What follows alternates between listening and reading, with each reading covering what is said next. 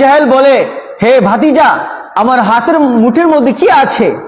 তুমি যদি বলতে পারো তাহলে তোমাকে সত্য নবী হিসেবে স্বীকারোক্তি করব, আমি ঈমান আনবো।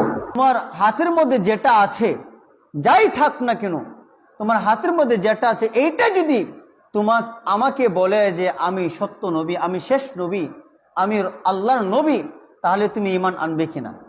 তখন আবু জাহেল অবাক হয়ে গেলেন, এটা তো বড় কথা, এটা তো হইলে অবশ্যই আমি তোমাকে মানব।